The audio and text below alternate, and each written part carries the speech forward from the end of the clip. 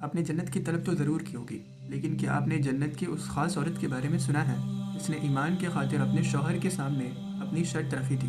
یہ واقعہ ہے ام سلیم بنت ملحان رضی اللہ عنہ کا۔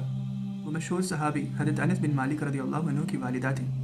جب اسلام مدینے میں آیا، ام سلیم نے فوراً اسلام قبول کر لیا، لیکن ان کے شوہر مالک بن الندر مشرک ہی رہے۔ مالک کو اپنی بیوی کا مسلمان ہونا پسند نہیں آیا۔ ایک دن مالک غصے میں آیا اور ام سلیم سے کہا، تم نے میرا مذہب اور میرے دین کو چھوڑ دیا۔ ام سلیم رضی اللہ عنہا نے نہایت نرمی سے جواب دیا، میں نے اس دین کو نہیں چھوڑا جس میں اللہ کی عبادت کا حکم ہے، میں تو بس تمہیں اس دین کی طرف بلا رہی ہوں جو سب سے بہتر ہے۔ مالک کو یہ بات ناگوار گزری اور وہ غصے میں گھر چھوڑ کر شام کی طرف چل دیا، اور راستے میں ہی اس کی موت ہو گئی۔ ام سلیم نے اس دکھ کو صبر کے ساتھ برداشت کیا۔ اس واقعے کے باوجود انہوں نے اپنے چھوٹے بیٹے انس، جو بعد میں مشہور صحابی بنے، کو اسلام کی تعلیم دینا جاری رکھا۔ ام سلیم کا بیٹا انس چھوٹا ہی تھا جب انہوں نے اسے پیار سے سمجھایا، میں نے تمہیں وہ چیزیں سکھائی ہیں جس میں تمہاری ہمیشہ کی بھلائی ہے۔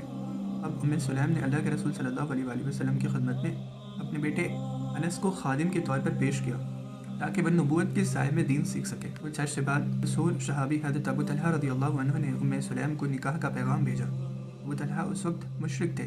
ام سلیم رضی اللہ عنہ نے ایک ایسی شرط رکھی جو ان کی ایمان اور دعوت کی عظیم مثال ہے۔ انہوں نے فرمایا، اے ابو طلحہ، میں تمہارے جیسے شخص کو رد نہیں کر سکتی، لیکن تم کافر ہو اور میں مسلمان، میرے لیے یہ جائز نہیں کہ میں تم سے نکاح کروں۔ اگر تم اسلام قبول کر لو تو یہی میرا مہر ہوگا، مجھے تمہاری دولت یا سونا چاندی نہیں چاہیے، میں صرف تمہارے ایمان کی طلبگار ہوں۔ ابو طلحہ رضی اللہ عنہ نے اللہ کے رسول صلی اللہ علیہ وآلہ وسلم کے پاس جا کر اسلام قبول کیا۔ ان کا ایمان ہی ام سلیم کا مہر بنا۔ ام سلیم کے ایمان کی قوت دیکھیے، ان کی شرط نے ابو طلحہ کو جنت کا راستہ دکھا دیا۔ وہ ابو طلحہ جن کے پاس بہت مال و دولت تھی، ان کا نکاح صرف کلمہ کی وجہ سے ہوا۔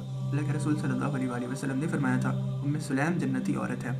اس واقعے سے ہمیں صبر، ایمان پر استقامت اور دعوت دین کی عظیم ضرورت کا پتہ چلتا ہے۔ کیا ہم بھی اپنی زندگی میں ایمان کو اتنی اہمیت دیتے ہیں؟ اللہ ہمیں ام سلیم رضی اللہ عنہا جیسا صبر اور ایمان عطا فرمائے۔ آمین یا رب العالمین۔